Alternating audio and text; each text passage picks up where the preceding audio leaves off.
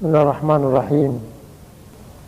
Innal hamdalillah nahmaduhu wa nasta'inuhu wa nastaghfiruh wa na'udzu billahi min shururi anfusina wa min sayyiati a'malina. Man yahdihillahu fala mudilla lahu wa man yudlil fala hadiya lahu. Wa asyhadu an la ilaha illallah wahdahu la syarika lah wa asyhadu anna Muhammadan abduhu wa rasuluhu. Amma ba'd. Ibu dan para akhwat yang dirahmati oleh Allah Subhanahu wa taala, kajian kita kali ini adalah kiat dalam perbaikan rumah tangga, perbaikan rumah. Ibu dan para akhwat yang dirahmati Allah Subhanahu wa taala, Allah berfirman dalam surat An-Nahl, "Wallahu ja'ala lakum min buyutikum sakana." Wallahu ja'ala lakum min buyutikum sakana. Allah Subhanahu wa taala menjadikan untuk kamu semua dari rumah-rumahmu sebagai sakan, sebagai tempat tinggal. Berkata Ibnu Katsir rahimahullahu taala dalam menafsirkan surat ini, surat An-Nahl ayat 80 ini, yazkuru tabaraka wa ta'ala tamama ni'amihi ala 'abidihi bima ja'ala lahum minal buyuti allati hiya sakanun lahum ya'una ilaiha wa yastatirun wa yantafi'una biha sa'ira wujuhul intifa'.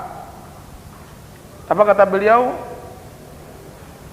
Sesungguhnya Allah Subhanahu wa taala mengingatkan hamba-hambanya atas kesempurnaan nikmat yang Allah berikan dengan menganugerahkan kepada mereka rumah-rumah yang mana rumah tersebut menjadi tempat tinggal, tempat berlindung, tempat menutup aurat, dan banyak manfaat-manfaat yang dapat diambil dari rumah tersebut. Rumah adalah nikmat Allah Subhanahu wa taala. Bagaimana tidak? Jika seandainya seorang wanita tidak memiliki pakaian, maka akan terbuka auratnya, aibnya. Maka rumah bagi manusia seperti pakaian bagi manusia juga. Dia menutup aurat. Sebagaimana Allah Subhanahu wa taala menyebutkan bahwa pakaian adalah nikmat, maka tempat tinggal adalah nikmat. Dia menutup aurat kita. Bahkan di dalam rumah kita melaksanakan aktivitas yang sangat banyak, dari istirahat, dari makan, dari minum, dari melakukan sesuatu yang memang kita tidak lakukan di luar rumah. Sehingga nikmat tersebut Allah Subhanahu wa taala sebutkan di dalam Al-Qur'an Al-Karim. Ibu-ibu dan para akhwat, bayangkan kalau seandainya kita tidak memiliki rumah, seperti orang-orang yang tinggal di kemah-kemah ketika musibah menimpa mereka. Bayangkan bagaimana sulitnya mereka menutup aurat, bagaimana sulitnya mereka hidup jika seandainya tidak memiliki rumah. Jangankan kita hidup di padang pasir dan semacamnya, kalau seandainya kita safar, kita tinggal tidak di rumah kita pun kita tidak akan tenang, sekalipun rumah yang akan kita tempati tersebut adalah lebih baik dari rumah kita, tetapi perbedaannya sangat jauh. Jadi dia nikmat Allah Subhanahu wa taala yang patut disyukuri. Makanya Allah Subhanahu wa taala mengkhususkan untuk selalu di rumah adalah para wanita. Allah Subhanahu wa taala berfirman di dalam surat Al-Ahzab, "Waqarna fi buyutikunna wa la tabarrajna tabarrujal jahiliyatil ula." Wahai para wanita, tinggallah kalian di rumah kalian Dan janganlah bertabarruj, berhias dengan cara berhiasnya wanita-wanita jahiliyah yang pertama. Coba lihat bahwa pengusiran dari rumah adalah sebuah azab. Bagaimana Allah Subhanahu wa taala mengusir Bani Nadir ketika mereka mengingkari perjanjian bersama Rasulullah SAW, adalah bentuk musibah yang menimpa orang-orang Yahudi yang diusir oleh Rasulullah SAW. Allah Subhanahu wa taala berfirman dalam surah Al-Hasyr, "Walladzi akhrajal ladzina kafaru min diyarihim li awwalil hasyr." Dialah yang telah mengeluarkan orang-orang kafir dari negeri-negeri mereka di awal kali pengepungan. Kemudian Allah Subhanahu wa taala berfirman, "Yukhribuna buyutahum bi aydihim wa aydil mu'minin fa'tabiru ya ulil absar." Yang mana mereka merubuhkan rumah-rumah mereka dengan tangan mereka dan tangan kaum mukminin, maka jadikanlah i'tibar wahai orang-orang yang orang-orang Bani Nadir ketika mereka diusir oleh Rasulullah SAW dari perkampungan mereka. Mereka tidak mau rumah-rumah mereka ditempati oleh kaum muslimin, maka mereka rubuhkan rumah mereka itu dengan tangan mereka sendiri, bahkan dibantu juga oleh kaum muslimin. Akan tapi mereka merubuhkan apa? Mereka merubuhkan sebuah nikmat yang seharusnya seorang muslim jaga, yaitu nikmat rumah. Apa yang mendorong seorang mukmin mempunyai perhatian besar untuk perbaikan rumahnya, perbaikan rumah tangganya? Yang pertama adalah menjaga diri dari api neraka, menyelamatkan diri dari azab yang pedih. Bukankah Allah Subhanahu wa taala berfirman, "Ya ayyuhalladzina amanu qu anfusakum wa ahlikum nara." Hai orang-orang yang beriman, jagalah dirimu dan keluargamu dari api neraka. Waquduhan nas wal hijaratu 'alaiha malaikatun ghilazun shidadun la ya'suna Allah ma amarahum wa yaf'aluna ma yu'marun. Bahwasanya bahan bakar dari api neraka tersebut adalah manusia dan batu-batuan. Di atasnya ada malaikat yang keras, yang kasar, yang tidak berbuat maksiat kepada Allah Azza wa Jalla, mengerjakan semua yang diperintahkan oleh Allah. Dan yang kedua, apa yang mendorong seorang muslim mempunyai perhatian besar terhadap rumah tangganya? Yang kedua adalah tanggung jawab yang telah Allah Subhanahu wa taala bebankan bagi suami atau istri, yang nantinya Allah Subhanahu wa taala minta pertanggungjawabannya di hari hisab. Rasulullah SAW bersabda, "Kullukum ra'in wa kullukum mas'ulun 'an ra'iyatihi." Semua kalian adalah penanggung jawab dan semuanya akan minta dipertanggungjawabkan oleh Allah Subhanahu wa taala. Dalam hadis disebutkan, "Innallaha ta'ala sa'ilun kulla ra'in amma istara'ahu ahafidha dzalika am dayya'ah."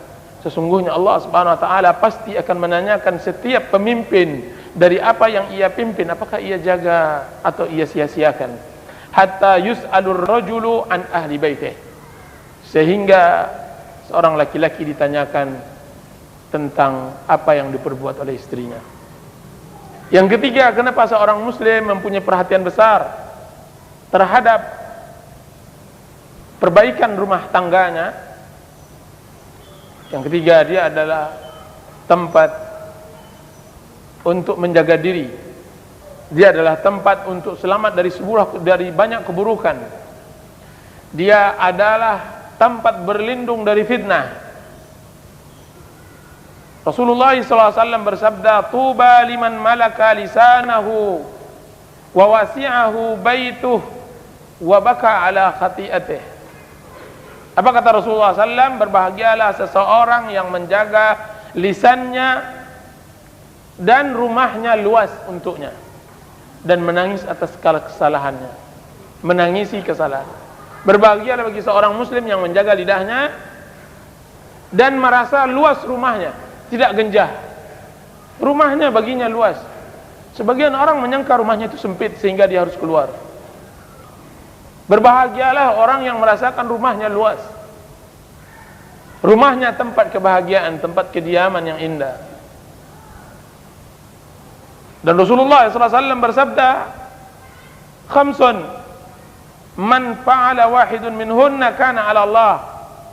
5 perkara barang siapa yang mengerjakan satu dari hal tersebut, maka Allah Subhanahu wa taala yang akan menjaminnya. Man 'ada maridan, siapa yang menjenguk orang sakit, wa au kharaja ghazian, atau orang yang keluar berjihad di jalan Allah Azza wa Jalla, au dakhala ala imamihi yuridu ta'zirahu wa tawqirah, atau dia masuk ke istana kepemimpinannya mengharapkan, dia menginginkan pembelaan terhadap pimpinannya tersebut dan penghormatan kepadanya, au qa'ada fi baitihi fasaliman nasu minhu wa salima minan nas, atau dia duduk di rumahnya sehingga manusia selamat darinya dan dia selamat dari manusia. Jadi ini nikmat Allah Subhanahu wa taala. Rumah Allah Subhanahu wa taala jadikan kita untuk tinggal di sana, untuk berbahagia, agar kita jangan menyakiti manusia dan manusia tidak sampai menyakiti diri kita. Apa yang membuat manusia rusak, apa yang membuat orang merasa tersiksa dan semacamnya adalah keluar sering. Rumah seharusnya adalah wiqayah, penghalang seseorang dari kesedihan dan fitnah. Dan yang keempat, kenapa seorang muslim mempunyai perhatian besar terhadap rumahnya? Karena mayoritas waktu yang dihabiskan oleh seseorang adalah rumahnya, adalah di rumah. Terutama di waktu-waktu istirahat, terutama lagi di waktu malam, di musim panas yang terik, di musim dingin yang membekukan badan dan semacamnya, atau di musim hujan. Dan yang kelima, kenapa seorang muslim punya perhatian terhadap rumahnya? Karena perhatian seorang muslim tentang rumahnya berarti dia adalah sarana yang terbesar di dalam membangun masyarakat muslim, di dalam membangun masyarakat muslim. Karena masyarakat terdiri dari rumah-rumah, dan rumah-rumah tersebut terdiri dari individu-individu. Jika seandainya individunya baik, maka rumah akan menjadi baik. Jika seandainya rumah-rumah akan baik, maka masyarakatnya akan baik. Jika seandainya masyarakatnya akan baik, berarti negaranya akan baik. Jadi perhatian seorang muslim besar terhadap rumahnya, karena dari rumah seorang muslim akan keluar pondasi-pondasi perbaikan untuk sebuah masyarakat. Keluar seorang dai yang jadi tuntunan.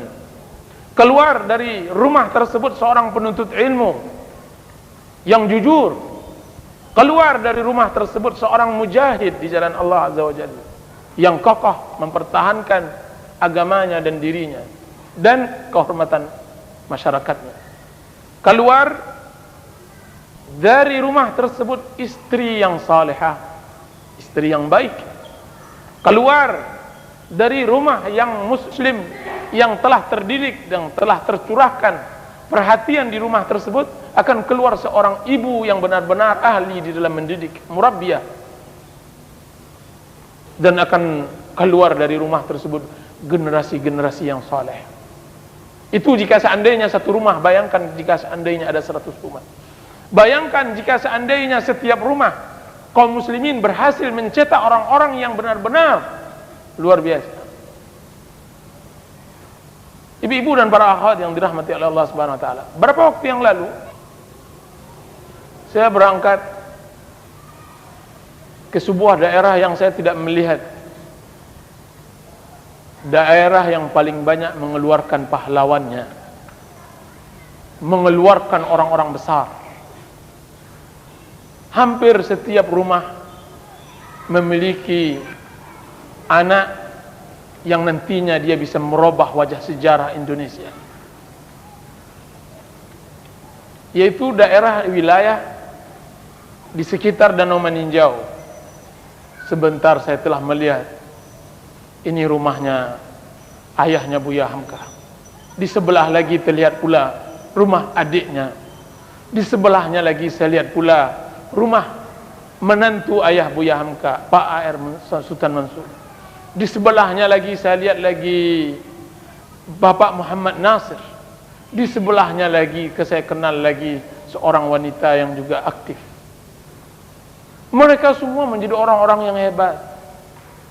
Tidak satu orang di dalam satu desa tersebut mengeluarkan ratusan tokoh yang semuanya ketika kita lihat ini si fulan yang telah berhasil mengeluarkan menteri, yang telah berhasil mengeluarkan seorang alim yang besar dan semacamnya. Kan tapi coba lihat sekarang. Saya tanyakan kepada salah seorang ibu di sana, mana keindahan alam kalian masih seperti ini, kan tapi mana yang bisa mengeluarkan orang-orang yang hebat pada zaman dahulu. Yang kita inginkan lebih dari itu. Yang kita inginkan lebih dari itu. Sahabat Rasulullah SAW bersebelahan rumahnya semuanya masyhur. Lihat, Abu Bakar bersebelahan dengan Umar bin Khattab, anaknya Aisyah dan semacamnya. Dalam satu generasi ribuan semuanya tampil di hadapan untuk bisa memperbaiki umat. Jangan ada satu masa hanya satu orang yang tampil. Tidak. Seharusnya satu generasi itu segenerasi semuanya muncul. Lihat madrasah Syekhul Islam, perguruan tinggi Syekhul Islam Ibnu Taimiyah rahimahullah yang dibangun oleh Syekhul Islam Ibnu Taimiyah. Coba lihat dia dan sekeluarganya, coba lihat murid-muridnya. Ibnu Taimiyah, lihat terkenal, Ibnu Rajab terkenal, Ibnu Qayyim, Az-Zahabi, Ibnu Katsir, Ibnu Abdul Hadi dan Imizzi dan ulama-ulama yang lainnya yang mereka satu pergaulan bertemu di sebuah masjid. Subhanallah. Jika seandainya hal yang seperti ini adalah hal yang sangat penting, maka perhatian kita sebagai seorang muslim dan muslimah di dalam perbaikan rumah adalah hal yang sangat mutlak. Ibu-ibu dan para akhwat yang dirahmati Allah Subhanahu wa taala, kayaknya sebelum kita menerangkan tentang kiat-kiat untuk perbaikan rumah, kita harus memilih pondasi-pondasi rumah tersebut sehingga dia baik. Maka pembentukan sebuah rumah tangga, pondasinya yang pertama adalah diberi taufiknya seseorang mendapatkan istri yang salihah. Husnu ikhtiyari zaujah adalah taufik dari Allah Azza wa Jalla seorang suami, seorang laki-laki mendapatkan istri yang salihah. Sebagaimana taufik dari Allah Subhanahu wa taala seorang istri mendapatkan suami yang saleh. Tidak mudah seseorang mendapatkan kawan, teman yang sama-sama mengarungi bahtera rumah tangga, seia dan sekata, satu sifat, satu akhlak, satu tipe dan satu perasaan. Tidak mudah. Berapa banyak di dalam rumah tangga setelah berlalu 1 bulan, 2 bulan, 1 tahun baru kelihatan perbedaan sifat, perbedaan akhlak, perbedaan di dalam masalah tabiat, perbedaan dalam masalah hobi dan tujuan dan semacamnya. Dan ini sangat menjadi penghalang besar untuk mencapai sebuah perbaikan rumah tangga. Maka taufik di atas taufik adalah seorang istri mendapatkan suami yang seia dan sekata dengannya, sama-sama bergandeng menuju surga di atas ketaatan kepada Allah Azza wa Jalla. Allah Subhanahu wa taala berfirman, "Wa ankihul ayama minkum was-salihin min ibadikum wa imaikum." Nikahilah wanita-wanita yang saleh di antara kalian dan juga laki-laki yang saleh di antara kalian pula. Dan jelas tentang masalah syarat untuk mendapatkan istri yang saleh atau suami yang saleh, tidaklah kajian kita di tempat ini. Yang kedua, pondasi perbaikan rumah tangga adalah upaya ada perbaikan dari suami kepada istri atau upaya perbaikan istri kepada suami. Ibu-ibu, para akhwat yang dirahmati Allah Subhanahu wa taala, jika seandainya suami saleh, maka syukuri panjatkan kehadirat Allah Azza wa Jalla, ribuan tasbih, jutaan tahmid. Di saat Allah Subhanahu wa taala menganugerahkan kepada Anda, mencurahkan nikmat yang terbesar, mendapatkan suami yang saleh, suami yang akhlaknya baik dan semacamnya. Bayangkan tersiksanya banyak rumah tangga di saat dia tidak mendapatkan pasangan yang baik. Anda mendapatkan suami yang Masya Allah, mengajar Anda kepada kebaikan, mengajak Anda kepada ketaatan kepada Allah Azza wa Jalla, menghadirkan ketaatan pada rumah. Lihat bagaimana tersiksanya seorang istri ketika istrinya mengajak kebaikan, suaminya mengajak kepada keburukan. Bagaimana sedihnya hati seorang istri yang salihah jika seandainya dia berletih menanam norma-norma akhlak kepada anaknya, sedangkan suaminya mengajarkan norma-norma syaitan kepada anak. Terjadi tumpang tindih, suaminya mencabut dan istrinya menanam. Kapan sampai sebuah pohon akan besar jika seandainya pekerjaan suami istri adalah saling berlawanan? Kapan bisa sebuah rumah tangga dibina dengan baik jika seandainya istrinya berletih membuat corocok pondasi, sedangkan suaminya mencabut pondasi itu sendiri? Kapan selesai? Dia seperti wanita yang mengulas benang, kemudian setelah menjadi kain dia buat diceraikannya lagi. Kallati naqadat ghazlaha min ba'di quwwatin ankatha. Seperti wanita yang menenun, memintal benangnya, kemudian setelah menjadi kain dia ularkannya lagi. Dia ceraikannya lagi benang tersebut. Kesia-siaan. Nah, jika seandainya Anda mendapatkan suami yang saleh, yang mengertikan hak dan kewajiban, mengerti tentang perintah dan larangan, maka kebahagiaan dan di atas kebahagiaan. Yang perlu adalah kesempurnaan, menyempurnakan diri dan menyempurnakan perbaikan rumah tangga tersebut di atas ketaatan kepada Allah Azza wa Jalla. Sesungguhnya perbaikan istri atau perbaikan suami adalah nyaman. Allah Subhanahu wa taala menyebutkan apa yang telah Allah anugerahkan kepada Zakaria di dalam surat Al-Anbiya ayat 90. Apa kata Allah Subhanahu wa taala? Wa aslahna lahu zaujah. Kami perbaiki yang ia miliki dari istri. Kami perbaiki yang ia miliki dari istri. Apa kata ulama? Yaitu Allah Subhanahu wa taala memperbaiki istri Zakaria dalam hal dunianya, karena istri Zakaria tidak memiliki anak, kemudian kami perbaiki. Dan juga berkata Abdullah bin Abbas, adalah Zakaria suami istrinya akhiran, tidak memiliki anak. La talid, mandul, fawaladat, lalu melahirkan. Dalam riwayat lain disebutkan, berkata Atha, bahwa istrinya cerewet, istrinya panjang lidahnya. Fa'aslaha Allah, lalu Allah Subhanahu wa taala memperbaiki istri Zakaria. Subhanallah, nikmat Allah Subhanahu wa taala. Jika seandainya minggu ini kita telah memperbaiki satu sifat dari sifat seorang suami, atau bulan ini kita telah mencoba sedikit demi sedikit mendekatkan pemahaman dan menyatukan sebuah tujuan, sebuah nikmat dari Allah Azza wa Jalla, nikmat yang patut disyukuri dan akan tapi harus diusahakan. Dan perbaikan suami, jika seandainya ini mengaji di dalam kalangan ibu-ibu dan para akhwat, perbaikan suami adalah pertama perhatian tentang masalah ibadahnya, perhatian terhadap masalah ibadahnya. Masalah ibadah yang harus diperhatikan pertama adalah upaya untuk meningkatkan iman. Subhanallah, ibu-ibu dan para akhwat, ibu-ibu mungkin tidak mengetahui apa yang dilakukan oleh para laki-laki di luar. Benar-benar sebagaimana yang disebutkan oleh Rasulullah SAW dalam hadis, bahwa berpagi seorang tersebut dalam keadaan beriman, sore harinya dia kafir.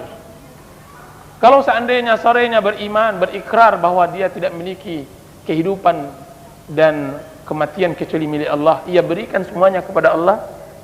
Akan tetapi karena fitnah di akhir zaman, karena beratnya persaingan, karena musibah yang sangat luar biasa di rumah atau di luar, sehingga membuat benar-benar dia butuh pertolongan seorang istri untuk meningkatkan imannya. Pernahkah kita terpikir satu hari untuk meningkatkan iman suami kita? Jika seandainya ada seorang suami beribadah 10 tahun, menyantri di sebuah pondok 10 tahun, kemudian berguru 10 tahun, cukup dia bergaul di luar masyarakat 10 hari akan rusak 10 tahun, di atas 10 tahun dan di atas 10 tahun. Betapa sulitnya kita membangun sebuah kebaikan, dan alangkah mudahnya kita mendidik diri kita kepada keburukan. Nah, jika seandainya tidak ada tolong menolong sesama kita, tidak ada upaya untuk meningkatkan rasa iman antara suami dan istri, maka akan terjadi apa? Kelelahan. Sama-sama tidak berniat, sama-sama tidak meningkatkan mutu iman. Nah, upayakan di dalam perbaikan rumah tangga, terutama di dalam masalah pondasinya itu suami, tingkatkan iman. Dorong ia suami tersebut untuk membaca Quran Karim. Upayakan. Suruh dia menghafal zikir-zikir dan mengingatkan untuk membaca pada waktunya. Dorong dia untuk bersedekah. Dorong dia untuk melakukan salat sunat dan semacamnya. Dorong dia untuk membaca kitab, membaca buku yang ia telah beli dengan uangnya. Banyak buku-buku dibeli tapi tidak pernah dibaca, hanya untuk dihiaskan. Tolong, upayakan jadikan rumah tangga tersebut sebagai tempat untuk mudah baginya untuk bisa meningkatkan keimanannya. Upayakan dia untuk selalu mendengarkan kajian-kajian, kaset-kaset, CD-CD dan semacamnya untuk menambah keimanan. Usahakan alihkan pandangan dan perhatiannya kepada teman-teman yang baik, dan usahakan secara tidak langsung menjauhkan dirinya dari teman-teman yang tidak baik. Arahkan kepada yang baik. Subhanallah, saya katakan, pengaruh teman buruk itu sangat berbahaya. Jika seandainya seorang suami yang awalnya dia adalah seorang saleh, akan tapi ibu lalai, kiranya dia berteman dengan seseorang yang mungkin terlampau tamak terhadap dunia, pastikan bahwa dalam 1 bulan dia telah berubah juga menjadi orang yang tamak terhadap dunia. Dampaknya apa? Dampaknya semua menjadi masalah. Awalnya suami punya perhatian terhadap akhlak, terhadap pendidikan anak, terhadap agama dan semacamnya, akan tapi karena ketamakan, karena kerakusan, semuanya menjadi gagal, semuanya menjadi hancur, bahkan semuanya runtuh. Semua program-program yang telah dibangun seorang gadis di awal kali dia menikah, semuanya binasa. Tidak ada yang bisa diharapkan bagi seorang suami yang otaknya hanya dunia, harta. Dia akan melakukan apa saja, dia akan mengorbankan apa saja. Akan tapi nanti lihat hasilnya 15 tahun ketika anak-anak telah dewasa, baru dia sadar bahwa harta yang dicari tidak akan bertambah dan tidak berkurang. Yang menjadi permasalahan adalah perkembangan pendidikan anak-anak, rumah tangganya yang kacau balau dan semacamnya. Nasihat yang ketiga untuk perbaikan rumah tangga, yaitu bagaimana menjadikan rumah tersebut sebagai tempat keimanan, menambah keimanan, bukan merusaknya. Jadikan rumah tangga tersebut cerah dengan iman, benar-benar rumah yang ditaburkan dengan bunga-bunga ketaatan kepada Allah Azza wa Jalla, taat kepada Allah. Benar-benar rumah tangga tersebut benar-benar hanya fokus untuk perhatian terhadap akhirat dan pendidikan anak. Tidak lagi mengurus kesibukan dia di luar, tidak lagi mengurus masalah rumah orang-orang dan lainnya. Dia hanya ingin perhatian terhadap istri, terhadap suami, terhadap anak-anaknya, terhadap perkembangan pendidikannya, terhadap ibadah yang ia telah lakukan, terhadap Al-Quran telah berapa juz, terhadap bacaan yang harus dia terapkan terhadap keluarganya dan semacamnya. Itu yang harus dia targetkan.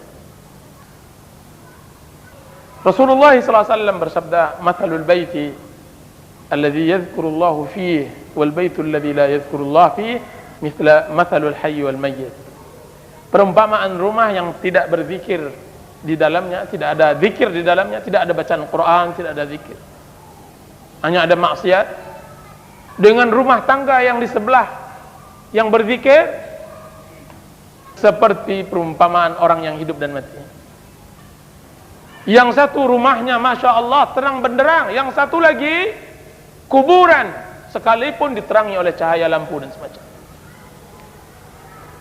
Walaupun gubuk rehat, walaupun dia kecil, akan tapi sang suami dan istri mengetahui hak dan kewajiban, nikmat. Berbeda di sebelah rumah istana, akan tapi kuburan bagi pemilik rumahnya, kuburan bagi penghuninya. Bagaimana tidak? Karena setiap individu yang penghuni tersebut tidak berbahagia dengan istananya tersebut. Sedangkan yang di sebelahnya, walaupun gubuk, walaupun kecil, akan tapi seorang istri dan suami mengerti hak dan kewajiban, hak dan kewajibannya. Maka berapa banyak rumah-rumah kaum muslimin menjadi kuburan-kuburan yang tidak ada ruh, karena dia tidak ada zikir di dalamnya, karena tidak ada ingat kepada hakikat ma'bud, zat yang diibadati, tidak mengenal Allah Azza wa Jalla.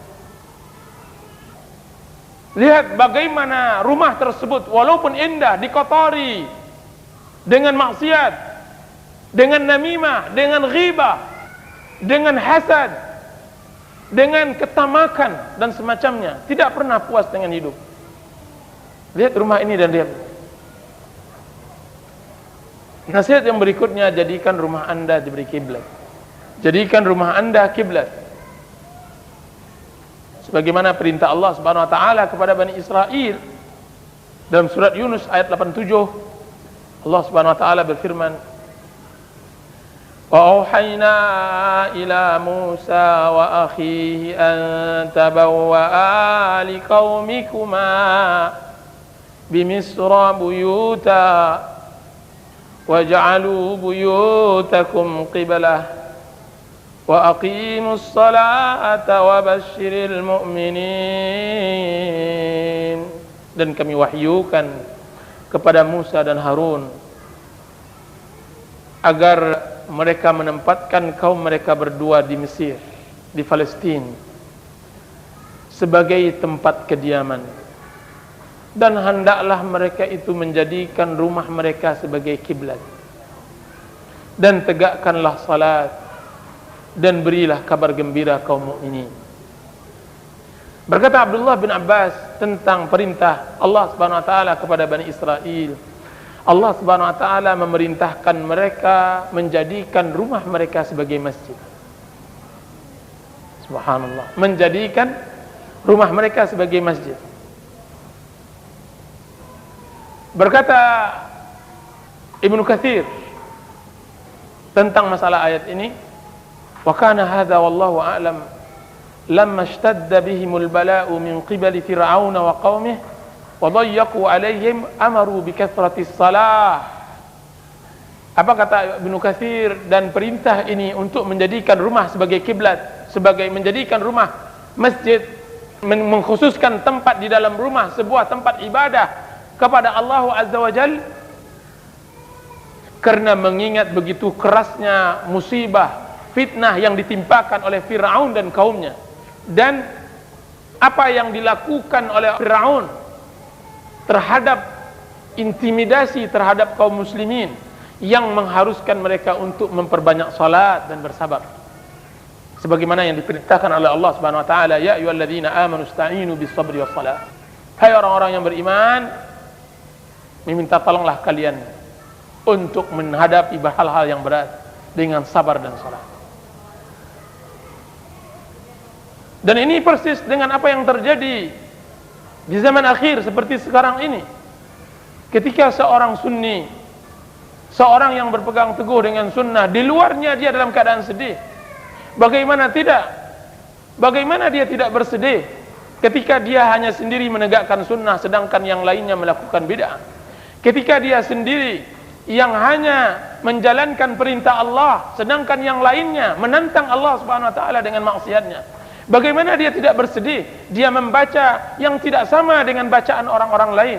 Dia berpikir, cara berpikirnya berbeda dengan cara berpikir masyarakatnya. Bagaimana dia tidak bersedih? dan kesedihan ini diobati di rumahnya dengan kedamaian dan semacamnya, karena persamaan sifat dan akhlak, karena persamaan akidah dan manhaj antara suami dan istri dan anak-anak. Kalaulah rumah menjadi tempat perseteruan juga antara kebenaran dan kebatilan sebagaimana di luar, maka masuklah kita di neraka dunia sebelum kita masuki neraka akhir. Na'udzubillah min dzalik. Bagaimana kita hidup di dunia? Di luar panas, di dalam panas.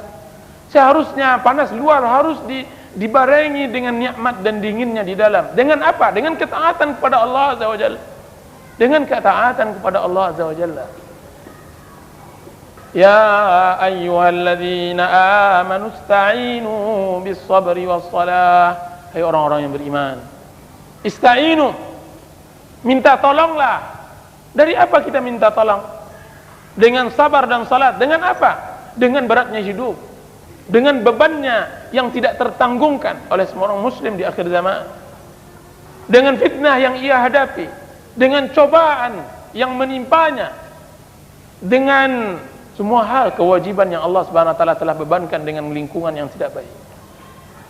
Maka Allah Subhanahu wa taala memerintahkan di zaman Bani Israel ketika kuatnya penindasan Firaun agar benar-benar menjadikan rumah itu sebagai tempat keimanan yang dapat menjadi taman-taman surga. Menjadi taman-taman surga. Jika seandainya di luar rumah adalah api-api neraka yang menyesakkan dadanya, maka ketika saya masuk diketuknya pintu rumahnya, maka ia dapatkan surga. Baiti jannati, rumah tanggaku adalah surgaku. Allahu akbar. Alangkah nikmatnya hidup jika seandainya haus kemudian kita akan minum dari air yang dingin.